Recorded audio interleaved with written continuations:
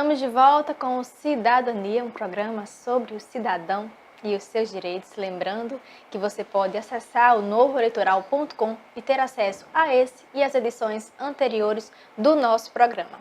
Hoje nós estamos tratando aqui com a psicóloga Jéssica Rodrigues sobre transtornos mentais. E nós falávamos no bloco anterior, sobre o toque. E ficou então pendente aí falar um pouco sobre a síndrome do pânico, né, Jéssica?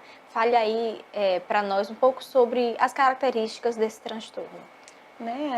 O transtorno da síndrome do pânico, é um transtorno também, como eu apontei, de base ansiosa, em que o paciente ele começa a ter crises, que a tendência é que elas sejam recorrentes, e se não tratadas e acompanhadas, isso tem uma recorrência ainda maior. E aí é uma crise em que, geralmente são crises que duram em torno aí de 3 a 5 minutos, em que o paciente ele começa a ter um medo, repentino, são crises que aparecem de forma não esperada e repentina, então, ou seja, a qualquer hora, em qualquer ambiente. E o paciente ele tem a sensação, o que é que os pacientes relatam, que ele tem a sensação que vai morrer, que está tendo um ataque cardíaco, alguns, e que ele vai morrer, então o paciente começa às vezes a entrar em um processo até de desespero, porque acha algo muito ruim está acontecendo e que ele vai vir a óbito naquele momento, mas é caracterizado pela aceleração dos batimentos, o paciente começa a suar muito, quem está vendo percebe que o paciente ele está desorientado, os olhos ele tendem a dilatar. É uma crise que não tem um objeto, ou seja, o paciente não sabe do que ele está com medo, não tem um objeto em si, porque nós temos alguns transtornos de ansiedade que a pessoa, por exemplo, tem medo de estar em lugar muito cheio. As famosas fobias, né? Isso, tem medo do elevador, de altura, então é fobia de alguma coisa. Já o transtorno do pânico, ele não tem um objeto. O paciente tem uma crise de ansiedade, ou seja, o que é todos esses sintomas? É a ansiedade no nível extremo, que aí vai levar essa sensação de que ele está perdendo o controle da situação, e a sensação que ele está passando mal, que ele pode vir a óbito, E aí, mas ela não tem um objeto, então o paciente não sabe dizer o que é que está acontecendo e por que ele está com medo. É tendencioso que o paciente ele se desoriente nesse momento, Então a crise depois de cerca de 5 minutos tende a passar e amenizar, mas o paciente fica desorientado, E com os sintomas ainda se colocando no lugar.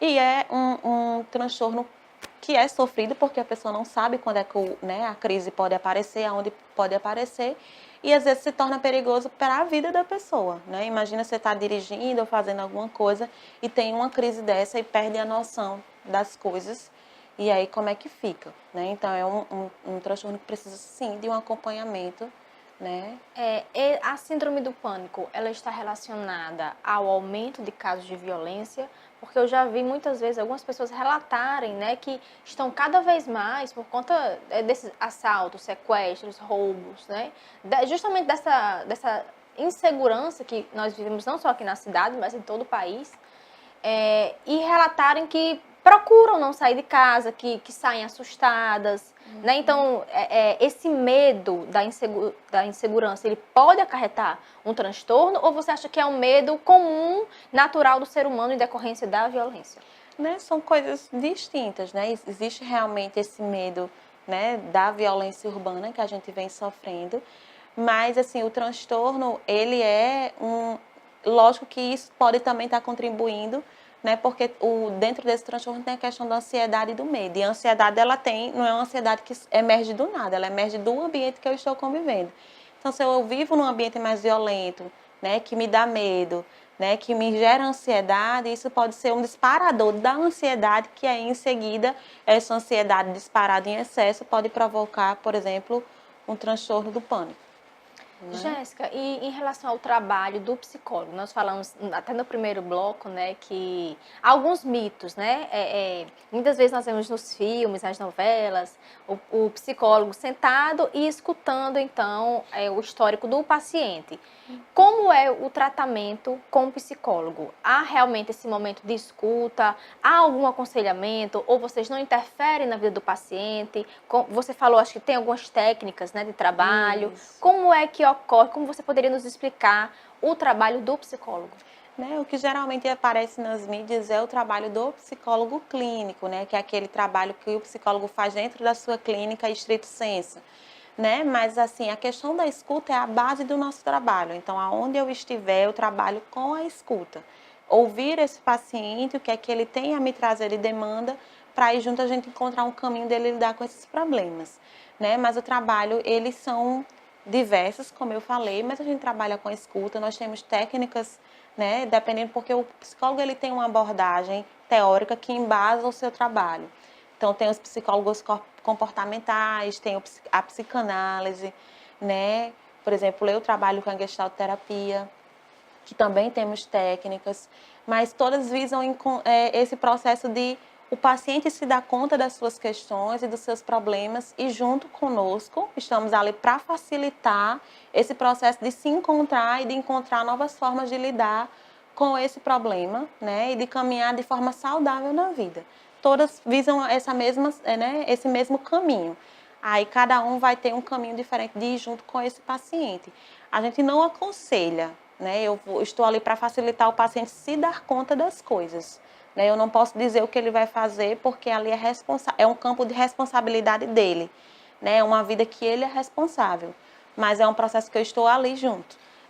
Então, é basicamente uma questão, como até você já citou, um autoconhecimento para que ele procure a alternativa e o melhor caminho para ele. É como se você abrisse uma gama de possibilidades e ele então vai moldar o caminho dele. Isso, a gente clareia o caminho, eu gosto dessa palavra, assim, a gente vai clareando o caminho e caminhando junto, né? Não, nem na frente do paciente, né? Ou seja, não, nem dizendo o que ele vai fazer e nem atrás, mas ao lado. Jéssica, e qual recado você poderia deixar para as famílias que estão com algum ente, passando por algum transtorno mental, justamente assim, para entender aquela pessoa, para tentar ajudar aquela pessoa e principalmente para os pais ficarem alertas às crianças e adolescentes. Tem algum sinal preponderante, algum sinal mais crítico que abra então o sinal de alerta para os pais? Assim, a família é a base de muitas coisas, né? Então, tanto na infância, na adolescência ou na fase adulta, quando se surge uma crise dessa ou algum tipo de transtorno, porque mexe com a configuração familiar, um transtorno mental, né, ou um sofrimento mental, e aí a família é quem está ali para dar esse apoio. Então, assim, qual o papel da família? É dar esse apoio, dar esse contorno e acompanhar esse paciente, né, tentando ao máximo compreender essa crise, né, e auxiliá-lo, né? Eu sei que em alguns pontos a família não vai conseguir e aí existe a ajuda profissional para isso, mas a família é a base, né, desse contorno dessa situação. Com relação às crianças e adolescentes, isso é mais eminente ainda, né, porque não são autônomos ainda, né, precisam desse cuidado mais ali vigiado, mais próximo. E aí as crianças apresentam sim sinais e sintomas, dependendo do que é o transtorno, mas geralmente a gente percebe a criança e o adolescente pelo comportamento, principalmente. A tendência é que esse comportamento ele se modifique, né? A criança aparece com questões, por exemplo, passa a não ter mais interesse pelo que tinha antes, gostava muito de fazer certa atividade, isso vai diminuindo. Algumas que já têm a linguagem bem desenvolvida tendem a relatar tristeza ou desânimo, né, ou não estar bem satisfeito com algo, né? Por exemplo, os adolescentes têm muito emergido a questão que a gente chama do culto, né, que é de se automutilar. Então, observe os corpos dos seus filhos, né, com quem eles conversam nas redes sociais, o que é que eles conversam, né? Nesses diálogos com os amigos emergem muita coisa que aí nos sinalizam que as crianças não estão bem. Sejam parceiro das escolas dos seus filhos, né? A escola é um ambiente que muita coisa emerge, né? E a escola percebe algo diferente no comportamento, e aí ou alguma mudança de comportamento e vai poder relatar para esses pais, e esses pais vão poder tomar alguma atitude a respeito, né? Como é que percebe? Acompanhando, né? E aí fica um alerta, não terceirizar o cuidado dos filhos. Realmente temos que trabalhar, temos uma rotina corrida, mas é possível estar de forma próxima, qualitativa, né? A tecnologia, ela está aí também para auxiliar nisso, né? Então, uma ligação, um vídeo, saber como é que a criança está, ir na escola, nem que seja naquele minutinho que vai pegar, é estar próximo, né? Muito bem, Jéssica. Infelizmente, nosso programa está chegando ao fim. Nós adoramos bater esse papo com você. Muito obrigada por vir aqui conversar um pouco conosco sobre os transtornos mentais. De antemão, nós já deixamos o convite aberto para você voltar aqui outras vezes, tratar sobre outros temas desse campo da psicologia que é tão amplo e tão importante. E queríamos agradecer e deixar o convite aberto e dizer aos nossos telespectadores que o nosso programa está chegando ao fim, mas que próxima semana nós estaremos aqui com mais programa Cidadania.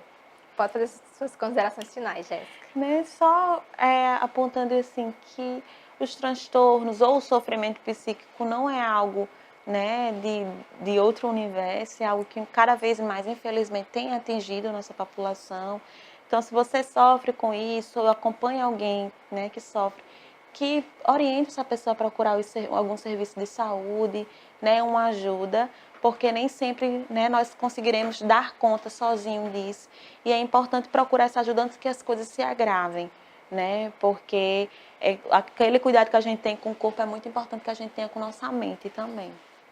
Obrigada, Jéssica. Obrigada a você que acompanhou mais um programa. Até a próxima semana.